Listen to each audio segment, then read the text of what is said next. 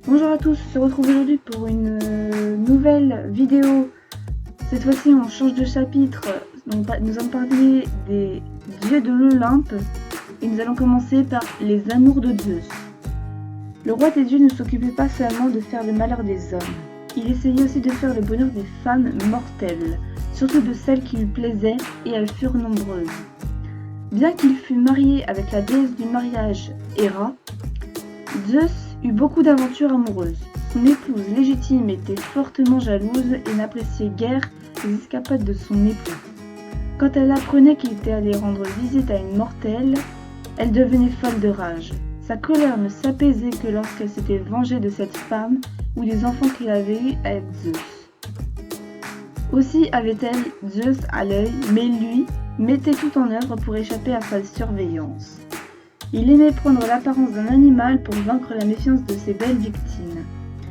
Il usa de cette ruse pour approcher la belle Léda. La jeune femme venait d'épouser Tyndare, le roi de Lacédémone à Sparte.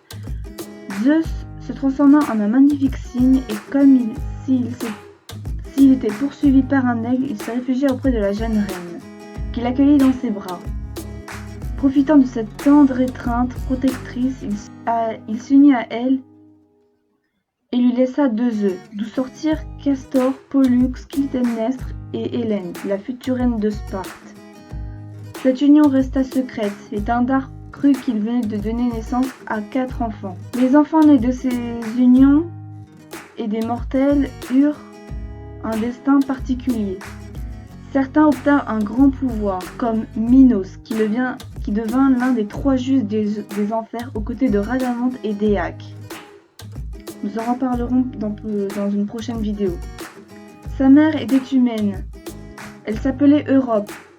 Zeus avait aperçu la jeune femme alors qu'elle jouait à la balle avec ses compagnes au bord de la mer. Frappé par la délicatesse de sa silhouette et la pureté de ses traits, il ne put résister au désir de mieux la connaître. Des jeunes taureaux broutaient l'herbe encore non loin d'elle. Il se mêla au troupeau sous la forme d'un taureau plus beau encore que les autres, remarquable par la blancheur de son poil et la vigueur de ses muscles. Europe fut touchée par la splendeur de l'animal et la douceur de son regard. Nullement effrayée par sa taille, elle s'en approcha, le caressa longuement et confiante, elle s'assit sur son dos. À ce moment, le dieu l'enleva sous l'œil impuissant des jeunes filles et il l'emporta par-dessus les flots. Le couple disparut à l'horizon. On raconte que Zeus avait emmené Europe en Crète, où elle donna naissance à Minos, qui deviendra donc l'un des 3 juges importants dans les enfers. Quand il était sur Terre, Zeus ne se montrait jamais sous sa vraie forme. Une fois seulement, il manqua à cette règle. Il avait séduit Sémélé, la fille de Cadmos, roi de Thèbes. Nous avons parlé dans la précédente vidéo. La jeune femme ne le rencontrait que la nuit et ne connaissait donc pas l'apparence de son amant. Elle savait que c'était un dieu. Zeus le lui avait chuchoté plus d'une fois. De son côté, Héra, jalouse de voir son époux divin de nouveau épris par une mortelle, tendit un piège à sa rivale. Elle vint trouver Sémélé sous les traits d'une vieille femme. « Demande-lui, mon enfant, comme gage d'amour de se montrer tel qu'il est dans les cieux aux côtés de son épouse. Tu seras certaine ainsi de ne pas avoir été abusée d'un charlatan. » Ces propos firent naître le doute dans le cœur de la jeune femme. Elle voulut voir son amant et le pria de lui accorder une faveur, sans lui préciser laquelle. Le dieu acquiesça, mais quand il connut l'objet de sa requête, il était trop tard. Il avait donné parole en prêtant serment sur le Styx. Il essaya alors de décourager la jeune femme, mais en vain. Plus il tentait de la persuader, plus elle insistait. Contraint de s'exécuter, il se releva, révéla dans toute sa gloire, resplendissant d'éclairs.